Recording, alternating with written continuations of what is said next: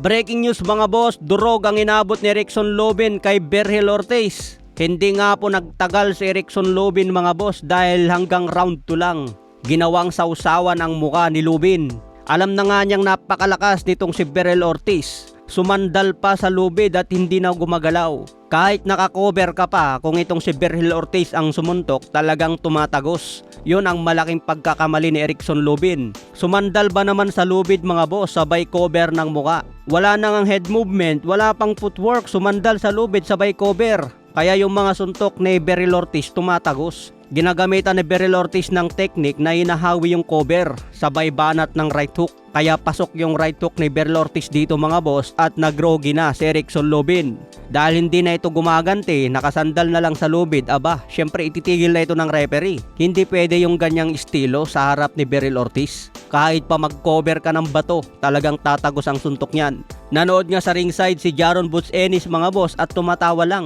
Tinuro niya ang orasan niya, oras na raw para magtapat silang dalawa ni Berhel Ortiz. Kaya ito ang napakaswabing laban ngayon, bakbakan ni Jaron Ennis at Berhel Ortiz. Kaya abangan natin ito sa 2026 dahil plano na ni Oscar De La Hoya at Ed Hearn na ikasa ang laban ng dalawang ito. Sa ngayon, impresibo ang panalo ni Berhel Ortiz kontra Erickson Lubin via knockout sa round 2. Inaasahan naman na talaga mga boss na knockout ang panalo ni Berhel Ortiz dito dahil binugbog na dati ni Sebastian Fundora itong si Erickson Lubin.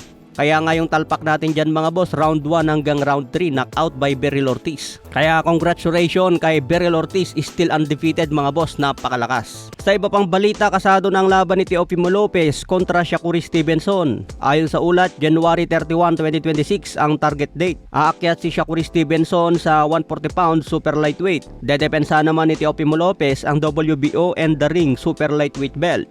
Nag-post agad si Stevenson na sobrang excited na siya sa laban na ito para kay Teofimo Lopez.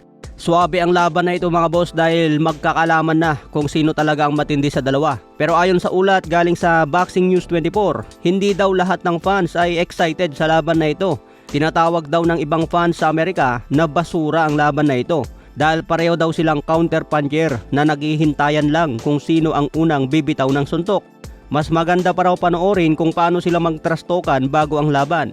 Mas ma-action pa raw ang bunganga ng dalawa kumpara sa suntok. Pero tiwala din ang ibang fans na si Teofimo Lopez ang magdidikta sa laban na ito kung exciting ang kalalabasan. Dahil si Shakur Stevenson, ganyan na talaga ang galawan niyan, suntok at thrust counter. Kaya si Lopez ang kailangan maging agresibo dito para maging ma-action. Parehas ang dalawa na kabisado ang galawan nila kaya abangan natin yan sa January. May kartada si Stevenson na 24 wins, 11 KOs, wala pang talo, edad 28. Sa ngayon, 3 division champion na ito. Kung manalo siya, maging 4 division champion na. Si Teofimo Lopez naman may kartadang 22 wins, 13 KOs, may isang talo na, galing kay George Kambosos. Edad 28 pa lang din si Lopez. Sa ngayon, 2 division champion na siya at defending champion. Kaya matinding laban ito mga boss, pagalingan magpatama at umilag. Okay mga boss, abang na lang po natin ang mga susunod na updates.